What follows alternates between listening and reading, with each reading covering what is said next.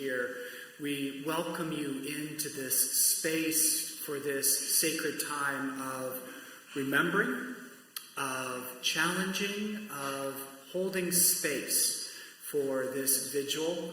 Every single year I stand here and say, I'd rather this not be a vigil and instead be a celebration of legislation that had been passed with sensible gun laws.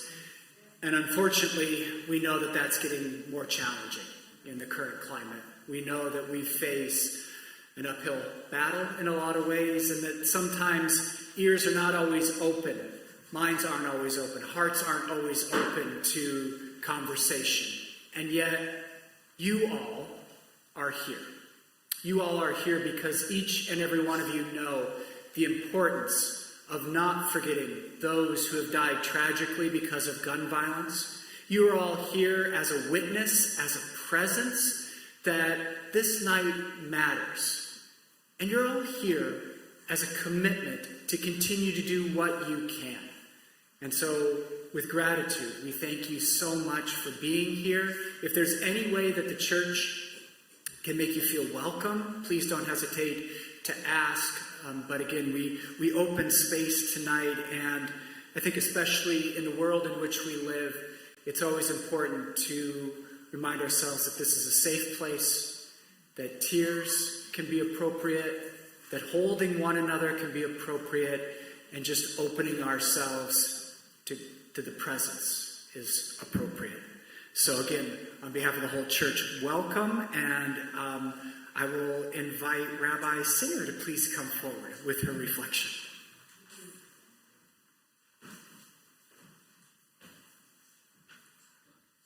Thank you, Reverend. It's so beautiful that you host us each year. My friends, it's been a tough year.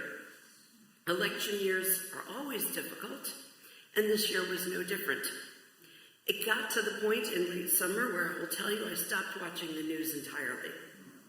And for those of us who are so concerned about gun violence, it's been an especially distressing year.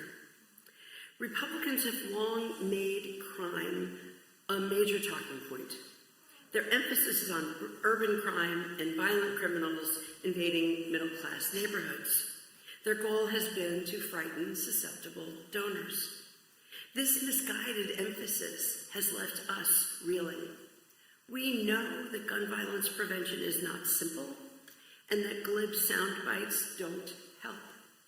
And we also know that guns have been the leading cause of death for children for many years now, and these deaths are not limited to certain geographic or economic areas of the country.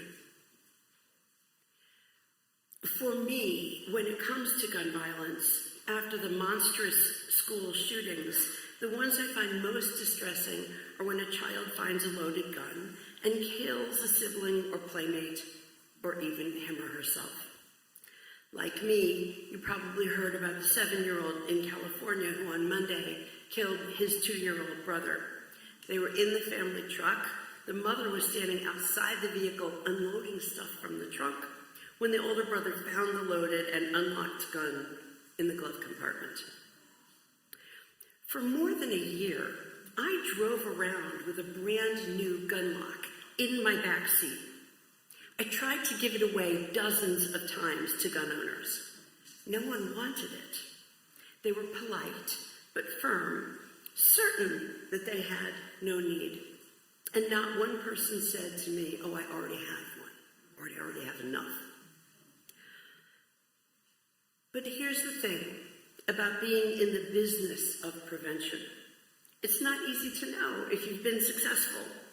Did any of those people with whom I spoke stop and think? Did they unload the gun in their nightstand that evening? Or move it to the top shelf of the closet where a child can't find it? Maybe even go out and buy a lock. I will never know. But the not knowing shouldn't stop me, and it shouldn't stop us. A movement like ours lives on hope, hope that we're making a difference, that we are saving even one life. My tradition teaches that if you save a single life, it is as though you have saved the entire world. Tonight is our vigil of remembrance for the lives that have been lost. Tomorrow, we must cease from mourning and once again begin the holy work of saving lives. There's a famous Israeli writer named Amos Oz. He wrote the following: I believe that if one person is watching a huge conflagration, let's say a fire, there are three principal options. Run away, as far away and as fast as you can, and let those who cannot run burn. Write a very angry letter to the editor of your paper, demanding that the responsible people be removed from office with disgrace, or, for that matter, launch a demonstration. 3, bring a bucket of water and throw it on the fire. And if you don't have a bucket, bring a glass. And if you don't have a glass, use a teaspoon. Everyone has a teaspoon. And yes, I know a teaspoon is little, and the fire is huge, but there are millions of us, and each one of us has a teaspoon. He wrote, I would like to establish the order of the teaspoon. People who share my attitude, not the runaway attitude or the letter writing attitude, but the teaspoon attitude. I would like them to walk around wearing a little teaspoon on their lapel of their jackets so that we know that we are in the same movement, in the same brotherhood, sisterhood, in the same order, the order of the teaspoon. I have taken this to heart, and I do wear a tiny teaspoon to remind myself that I am just one person. In the general scheme of things, I am nobody, but I am somebody with a teaspoon. Whether you choose to wear a tiny teaspoon or not, you are the people who I admire the most, the ones who are willing to run towards the fire, the ones who are willing to take up the mantle of doing the right thing, even though it is hard, even though you have no more than a teaspoon. Congratulations for being warriors in this amazing cause. I thank you.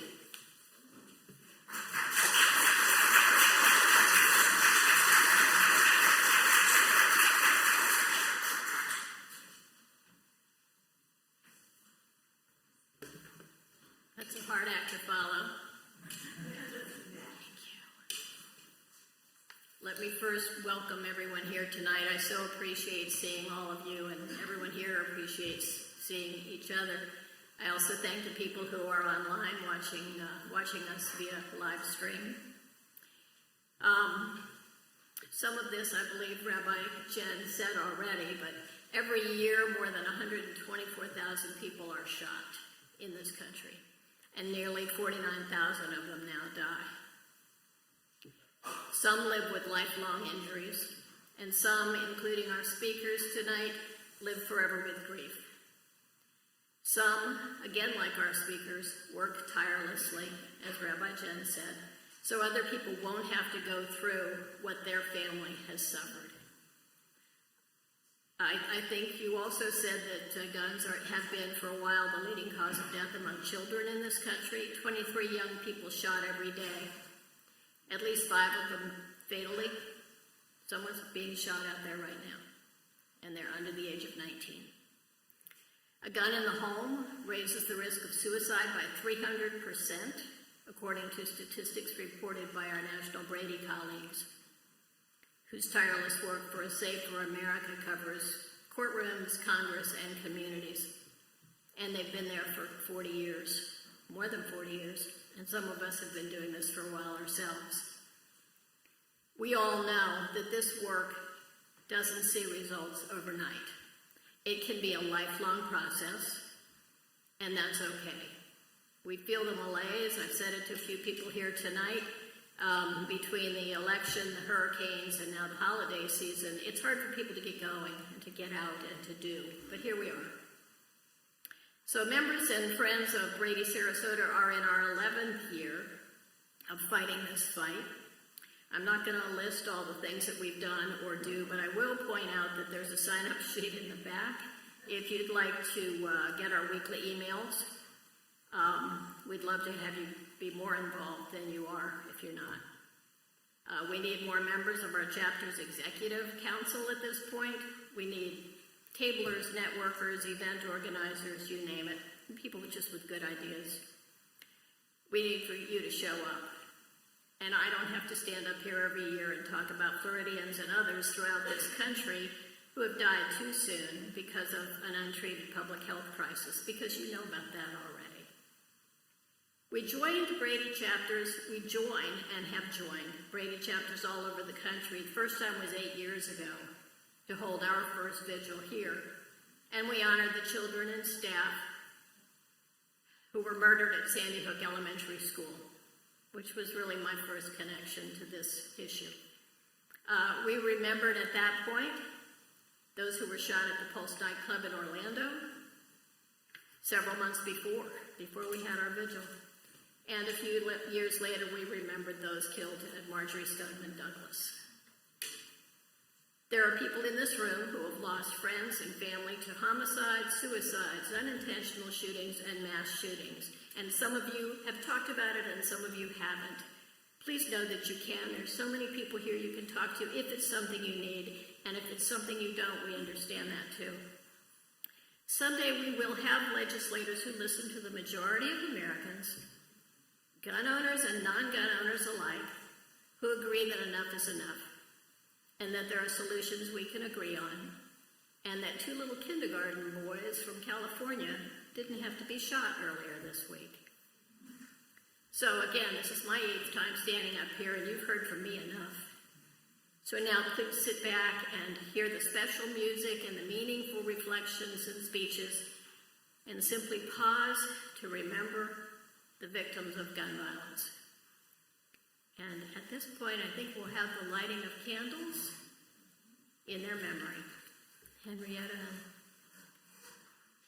Yeah, I got it. Lindsay.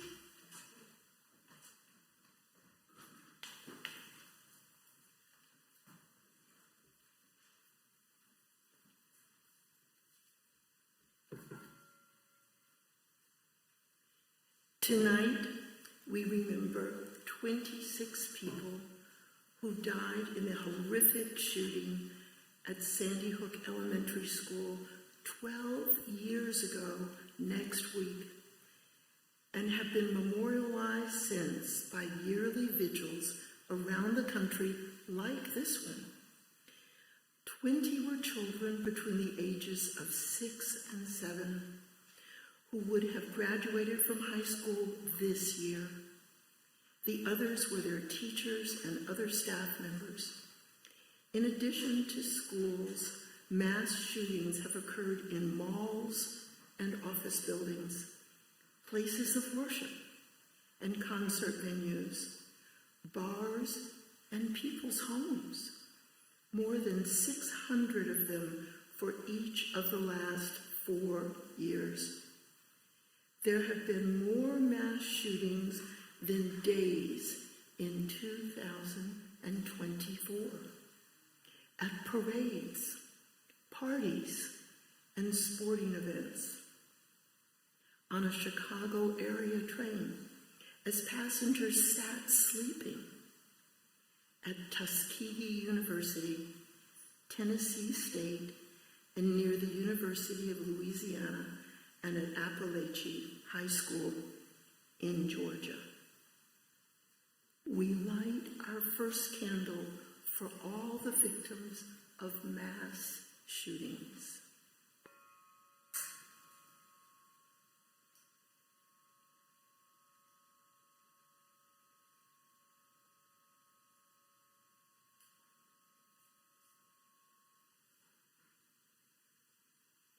Suicides account for 60% of all gun deaths.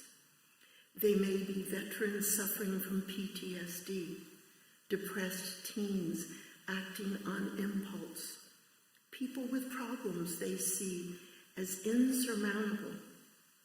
We light a candle for them.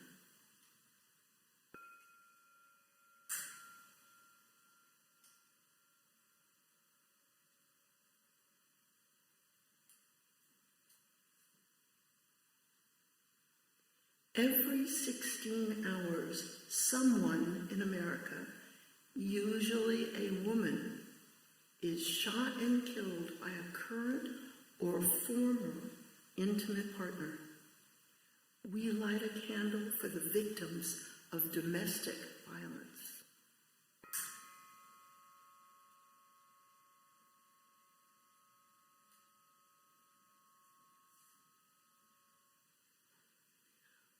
$4.6 million American children live in homes with at least one loaded or unloaded gun. We light this candle for the victims of unintentional shootings.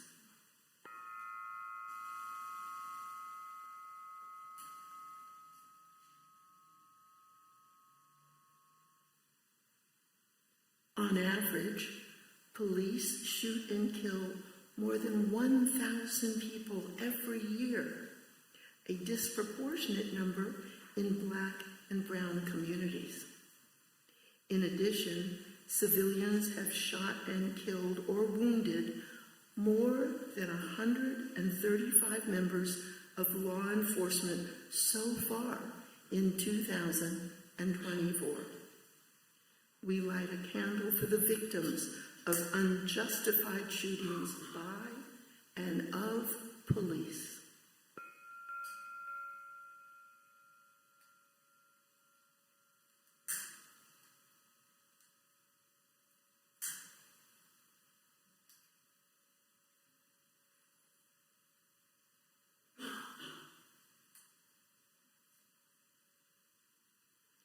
Many people die in incidents that never make the news.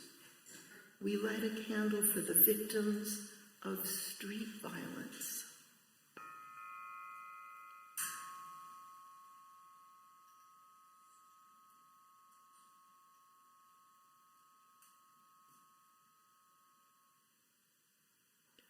Armed robberies create an illusion of impending death, regardless of whether you are shot. Some victims die. Some live on in lifelong terror. We light a candle for them.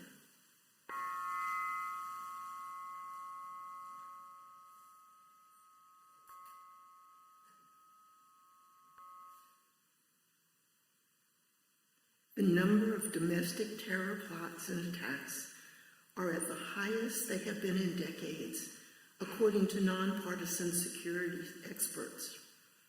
Many are the work of white supremacists. Others are single shootings by disgruntled individuals, including the shooting of the now president-elect. We light a candle for victims of domestic terrorism.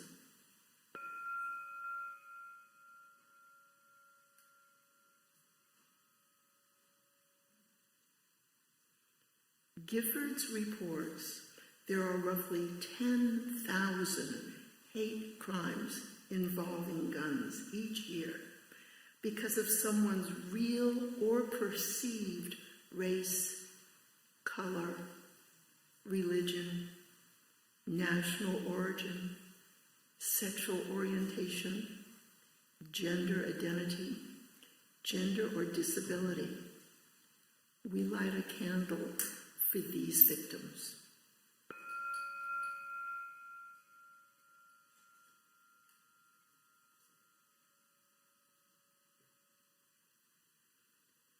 We light the final candle for those who suffer lifelong effects from being wounded by gunfire and for their families who care for them.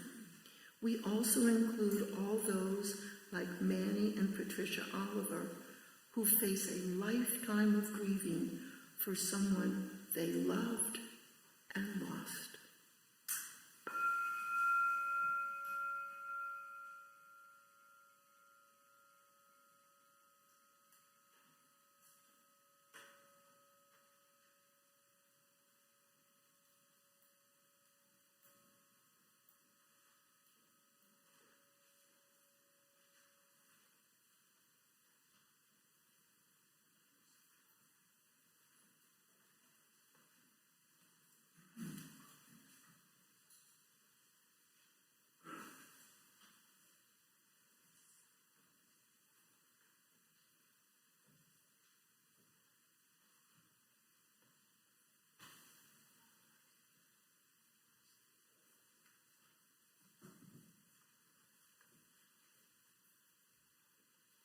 Good evening, everyone.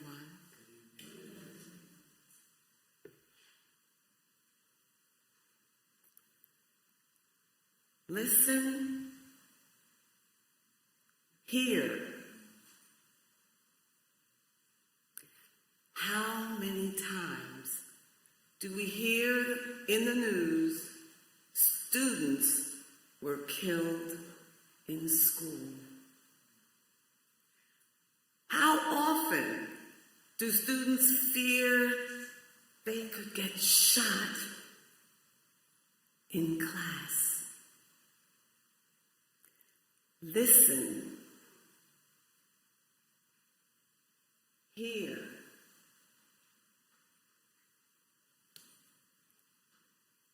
Parents pray that their children are safe when learning.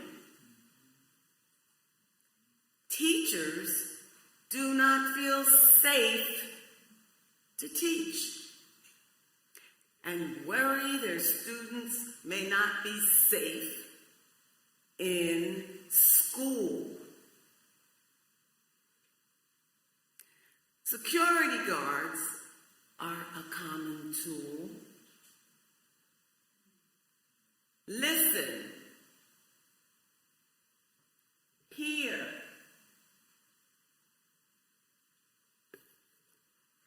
Not one more shooting in our schools. End gun violence everywhere. Speak out so that others will speak out. Listen and hear. Listen. Hear. Thank you.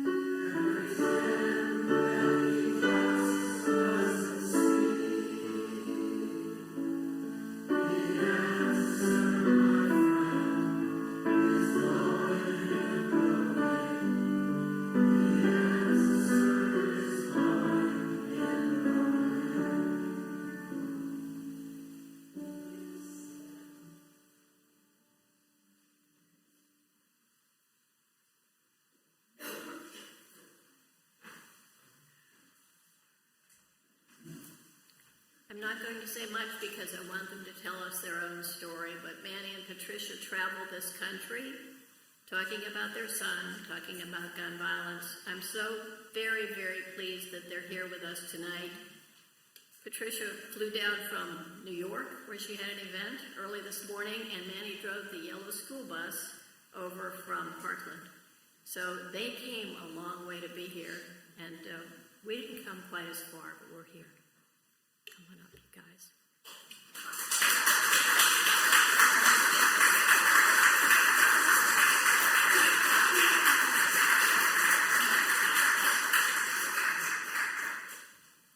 Thank you so much for the invitation. Thank you for being here tonight. I believe that, as Carol said at the beginning, we are still processing the results of the elections. But I think that sooner than later, we have to accept what it is, and we have to work with actions, not taking sides. That's very important today, and always. We need to work with the one that is giving us an answer, that is giving us support on that bill that we need to pass. It doesn't matter what color, what name he or she has, but I think that we have a purpose, and that purpose doesn't have to detour us from a different purpose. I lost my son Joaquin 6 years and 10 months ago, and I've been growing in a way that I can now be today speaking. I remember my first speech was at the Vigil in Washington, and that really affected me a lot. I couldn't handle it emotionally, but I've been growing in a way that I can talk today to you, and I can share my experience, and I can share the way I see that we have to keep working. Next year and the following are going to be maybe tough or not. We don't certainly know. But I can tell you that Manuel and I, since we decided to move out and found Change the Ref, we've been doing a lot of social impact. We travel, we speak with a lot of kind of communities unrelated to gun violence, which I think is very important. We cannot be talking to the same choir over and over again. We have to bring more people and educate them how important it is to be part of this movement. We're going to be challenged about the use of the guns starting next year, and we need to be aware how we're going to be reacting. I see myself like I saw in Memphis. There is a civil rights museum there, and I see myself going back again in the 50s and the 60s, that we have to hit again the streets all together. We need to act as a coalition. My son Joaquin will be doing that for sure, but sadly he wasn't able to make it that day at school, so here we are, us as parents, protecting, defending, and putting his word out there as every day as we can. We honor today many kinds of losses of gun violence. Gun violence is not only at school, and I can tell you, I lost my Joaquin at the high school, but I've been meeting through all these roads so many families, friends, relatives, that they've been losing a loved one from different circumstances than a mass shooting. Thank God, because mass shootings are, very complicated. But we can work a lot as a team. We can work together with our hearts. I think that our emotions are very important in this issue, because being in this movement is very hard, because it's tragic. It's already tragic. Gun violence is tragic, no matter how you put it, no matter how you describe it. But when you work with your emotions, you can bring more people into the cause, and we need all of them around the country, even around the world, to make pressure, to make some changes that we really need to see. And as Carol said, maybe it's going to take a lifetime. Maybe I won't be able to see those changes. But at least I feel good knowing that I've been trying my best to see a difference, and maybe my daughter or her kids in the future will see the difference. And we are doing, we're seeing those situations and proposing any kind of activities that make people to get together and be motivated, and that's what we're trying to do as Change the Ref. We do different kind of activations. We are just straight into your faces. We don't care, because the pain that we feel every day, not having Joaquin, it doesn't matter what we do. It's less painful than losing Joaquin. So thank you so much for having me here. Now you're going to be talking with my wonderful husband, and I wish you all the best and be strong, because now is when we're going to really have to work hard. Thank you.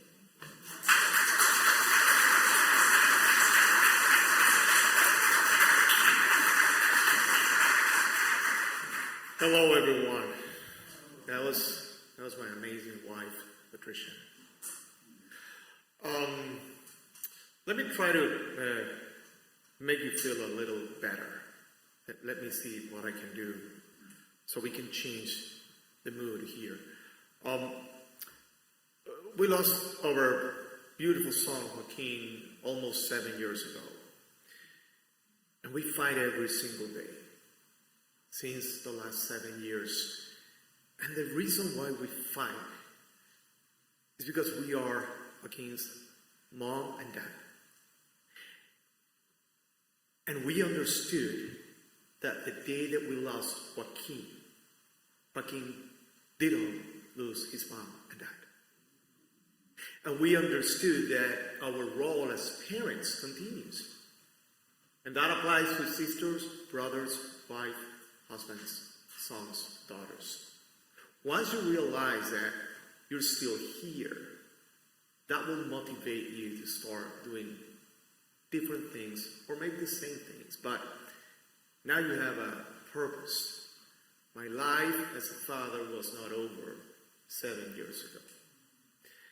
And we started doing almost every possible option to fight against gun violence.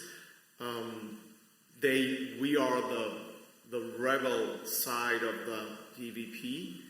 Literally, like we don't have barriers, or we don't have any limitations. We travel around the country on a school bus. We have done that 3 times for the last 3 years, with a little inspiration from Bob Dylan, by the way, because he did the same thing. And you know why? Because he wanted more people to listen to his music. And it's not a coincidence that we were just singing Bob Dylan, because I do know that if you want more people to listen to your music, you need to get to the people. And that's what Patricia does every time she goes on that yellow bus and visits communities like this one. We have talked to politicians of all levels. We have done painting, art. We have a theater play. We have talked to the president in the Oval Office. And we have been arrested. Believe it or not. Easy to believe, right? But all the addition of those things bring us the satisfaction of going to bed at night thinking that we did something for Joaquin. Okay? And that is really important. And I never thought I would be able to do this, but matter of fact, I can.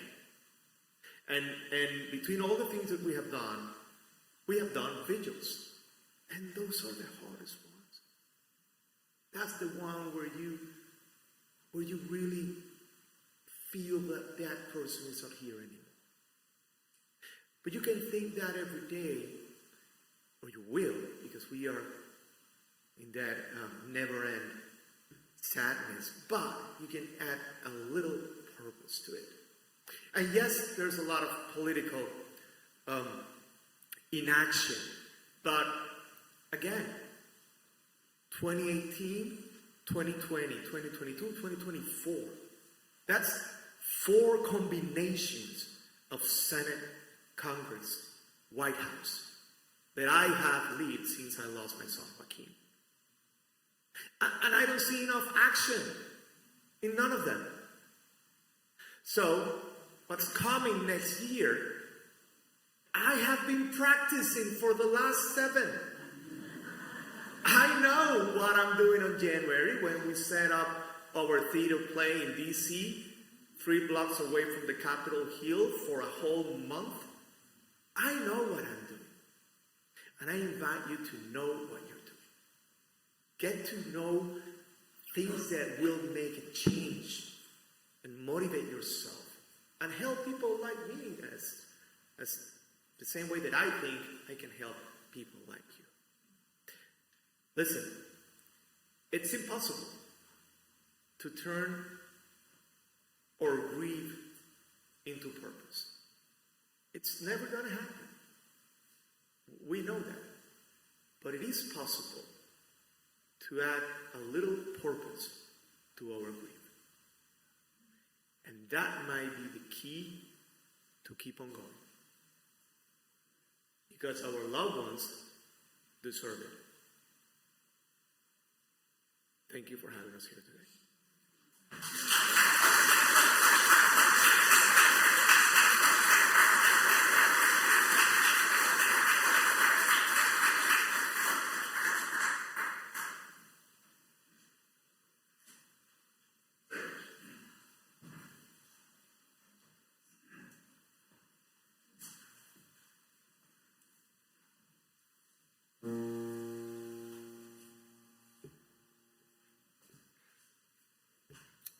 Powerful. Thank you. Would you please bow your heads? Join me in prayer, please.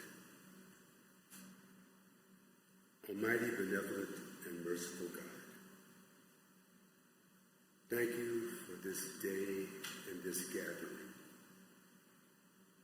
Give me strength. Let there be peace on earth.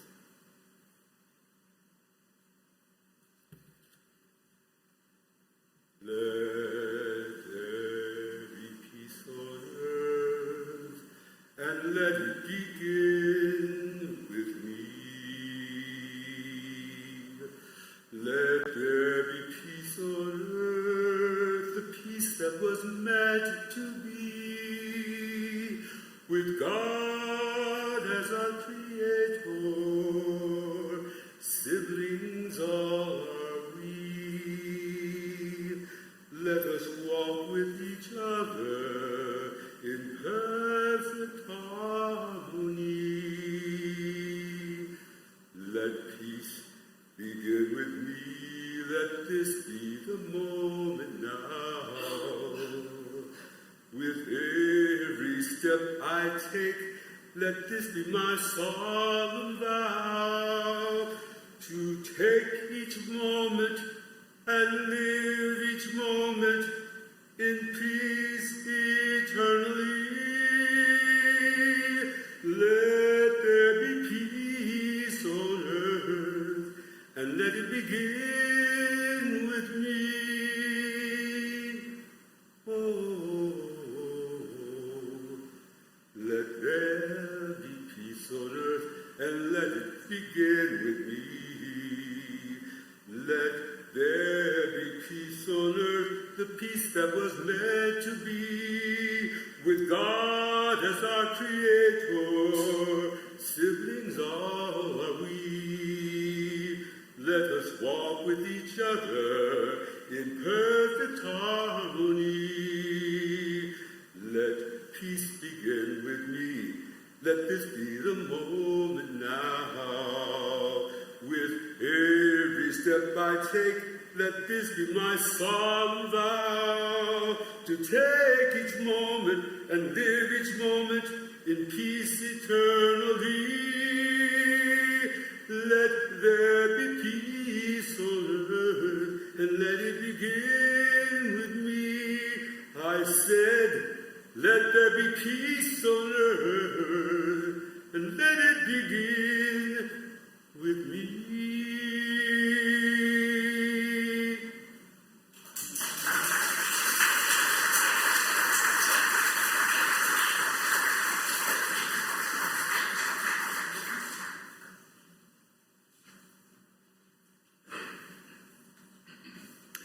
So I am not John Walker, but he's under the weather this evening, and so we offer our prayers for him that he feels better, and I know he sends his love, his presence with us, his solidarity with us this evening.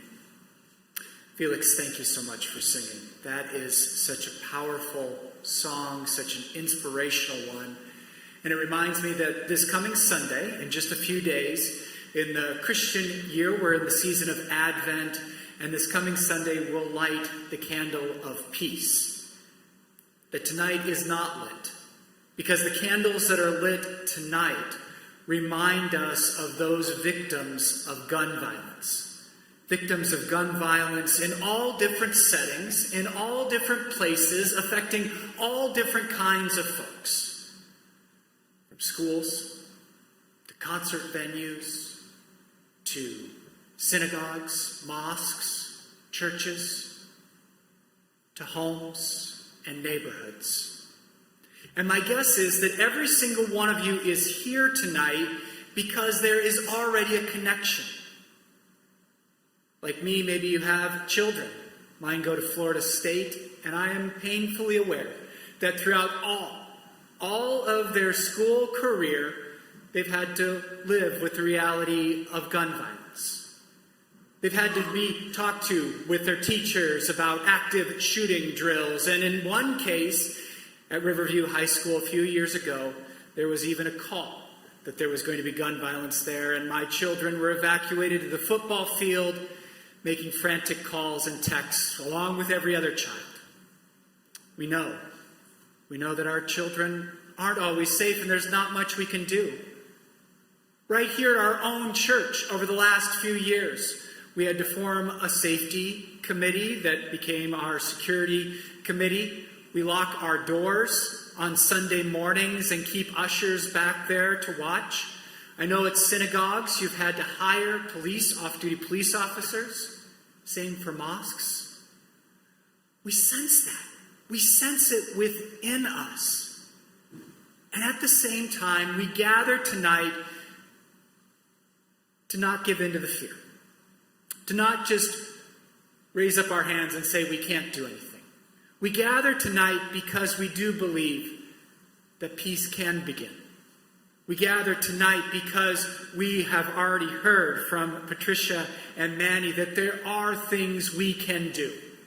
It may not be easy, but together we can do them. And as Rabbi Singer reminded us at the very beginning, every single one of us can take our teaspoon and bring it together and do what we can where we can. Tonight, when you leave, I want to invite you, if you would please, to not just stop by the school bus that Manny and Patricia drive around, but I want to invite you to lay your hand upon that school bus as a blessing to the work that Manny and Patricia do, and leaving your very DNA on that bus, that you would go with them, supporting them. And maybe you even want to fly up there in January to Washington, D.C., and participate with them. Probably want to take a winter coat with you. But we continue this work. And even if you can't go to D.C., as Carol reminded you, you can get involved right here. And before I conclude, I just want to thank Tom Edwards for being here tonight as one of our local school board officials, because I know Tom knows and is passionate about this and doing what he can to keep our children safe in our Sarasota County schools. We can work together. We can talk together. And we can begin to enact change together with each other. So again, thank you so much for being here and being part of this. Carol, was there anything you wanted to say? Yeah, come on back up.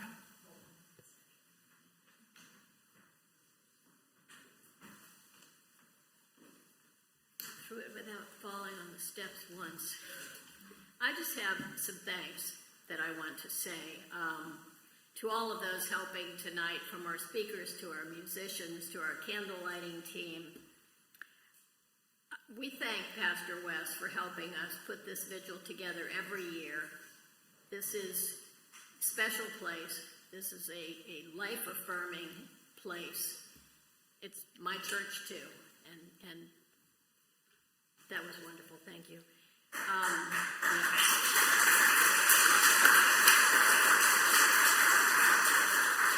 Always have to thank Jim and Priscilla Crummell who have planned this event. They've planned it for 8 years now. We thank our greeters, the booths, and our tech wizard back there, Gina Bixby, with her dog. All the names are in the bulletin. Please say thank you to them on your way out. Those not listed are our email and graphics designers, Nancy Goethe, and our executive council members. In addition to the Crummells and me, they are Patrick McLean over here and Ken and Patty Mitchell, hopefully having a chance to watch from either Virginia or New York. We're not sure where they are at one point or another. And so importantly, this year we thank Manny and Patricia Oliver for traveling from Parkland and New York to see us. They have been visible and vocal since Joaquin's death, and you can feel his presence in them. And yes, they have been kicked out of places and arrested, and it's all pretty cool because it makes a difference. You hear what's happening in so many different ways. I would ask you, if you get a chance, if you can remember this, their website is changetheref.com. And if you take a look at it, you'll see all of the things that they do. They have a one-man show up in New York and Washington. They're all over the place. So take a look, changetheref.com. Tell me if I've got it wrong. .org, I'm sorry. I forget there's still orgs out there. If you'd like to meet them after the program and see the bus, as Wes said, please head out back doors and around like that.